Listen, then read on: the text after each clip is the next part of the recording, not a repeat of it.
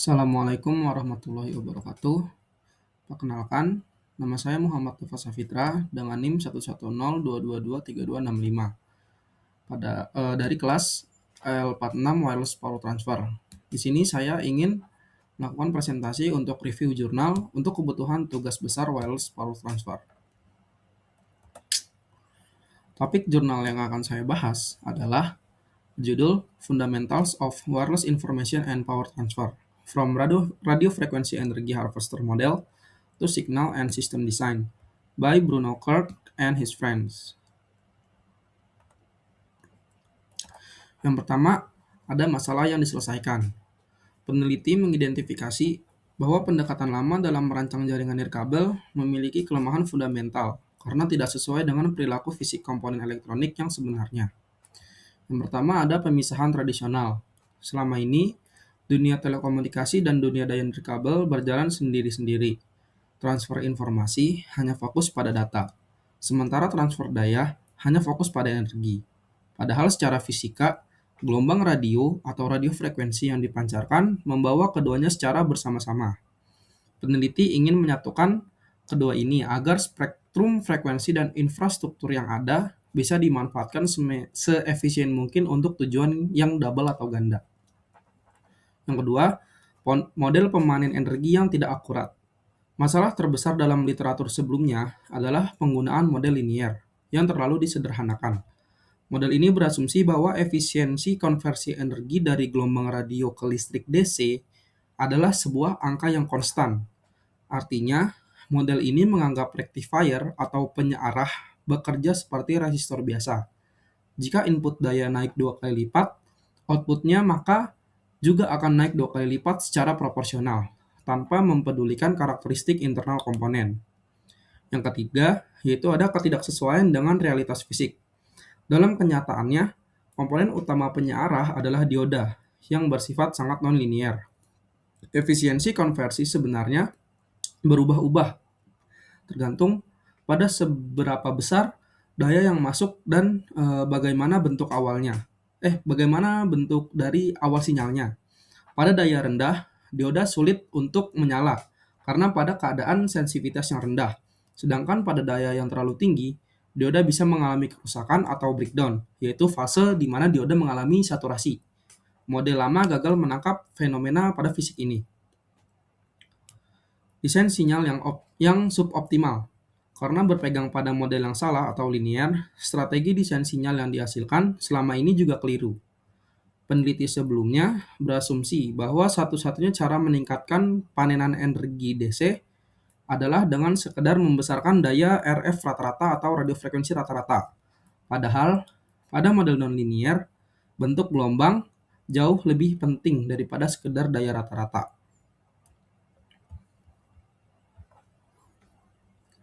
Lalu, pada bagian metode penyelesaian.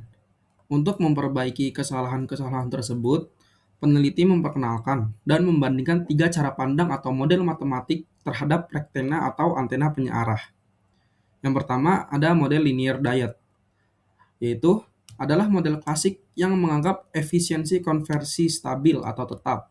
Peneliti menegaskan bahwa model ini sebenarnya hanya valid pada kondisi daya yang sangat kecil, yaitu di bawah minus 30 dBm, yaitu area di mana dioda baru akan mulai bekerja. Di luar area ini, model tidak bisa dipercaya untuk desain sistem. Lalu yang kedua, model non-linear dioda atau diode non-linear model.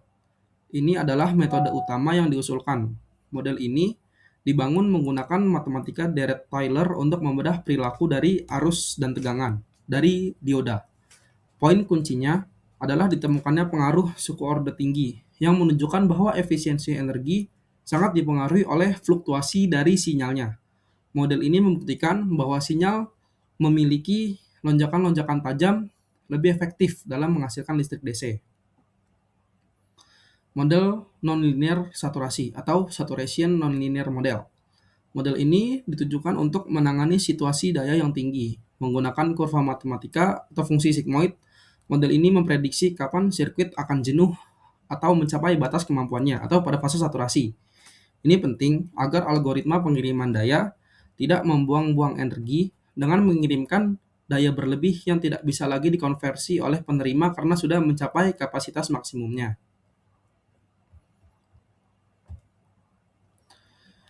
Desain dan implementasi. Berdasarkan pemahaman model baru tersebut, peneliti merancang sistem yang lebih cerdas dalam menangani sinyal informasi dan energi.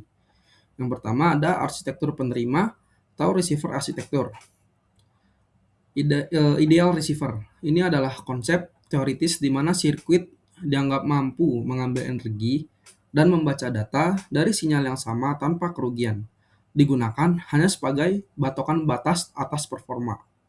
Lalu yang kedua ada time switching, di mana penerima bekerja bergantian berdasarkan waktu. Misalnya 50% waktunya itu untuk mengisi baterai dan 50% waktunya itu untuk membaca data.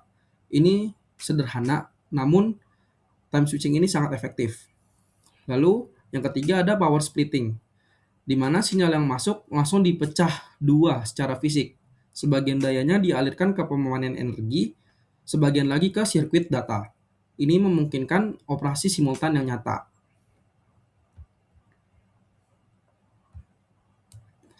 Lalu ada desain sinyal.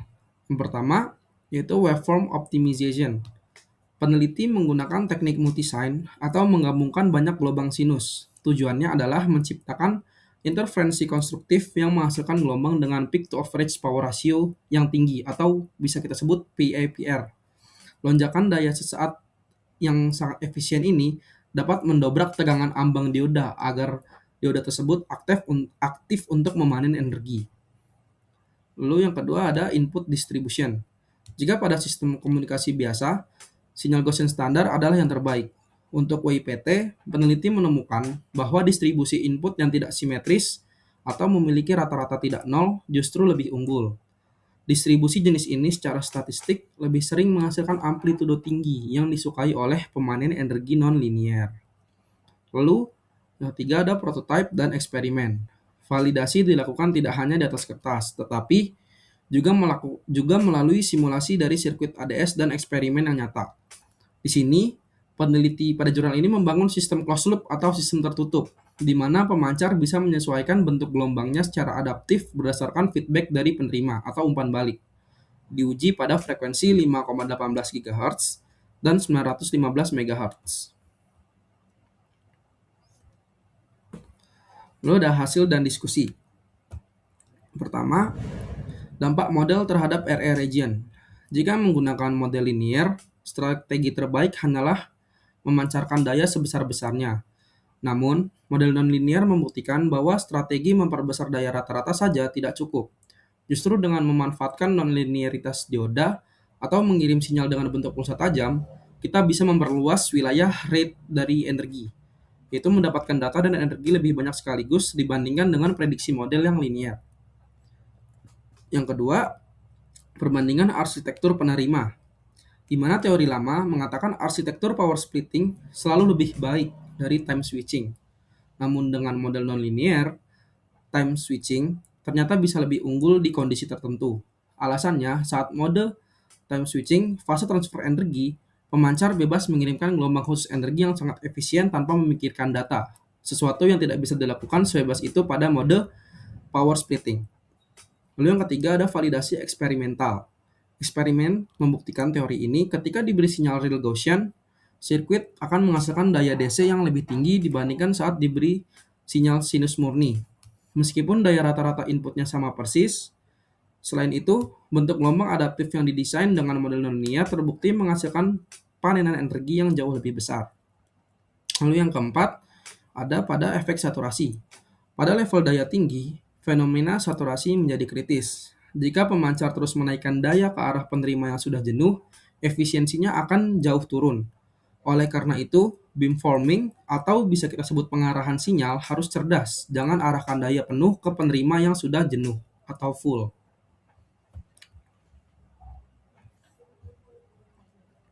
Lalu untuk kesimpulan dan sarannya, kesimpulannya ialah desain sistem WIPT, baik sinyal maupun perangkat keras harus berpusat pada model pemanen energi yang akurat.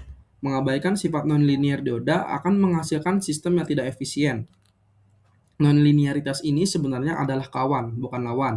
yang jika dieksploitasi dengan benar melalui bentuk gelombang yang tepat, dapat meningkatkan performa sistem secara signifikan. Untuk sarannya, yaitu yang pertama adalah modulasi. Pada bagian ini perlu dirancang jenis modulasi baru atau cara menyisipkan data ke gelombang yang bentuk konstelasi sinyalnya asimetris agar ramah terhadap pemanenan energi. Lalu akuisisi CSI, yaitu Channel State Information. Diperlukan metode baru untuk mengetahui kondisi kanal yang hemat energi, mengingat model nonlinear membutuhkan informasi kanal yang lebih kompleks. Lalu untuk multi-user, riset ini harus diperluas ke skenario banyak pengguna, di mana interferensi sinyal antar pengguna bisa diubah dari gangguan menjadi sumber energi tambahan. Lalu untuk sistem keamanan komunikasi juga perlu ditinjau ulang karena karakteristik sinyal dari yang non-linear mungkin mengubah cara kita menyembunyikan informasi dari penyadap. Oke, itu saja. Kurang lebihnya mohon maaf. Wassalamualaikum warahmatullahi wabarakatuh. Terima kasih.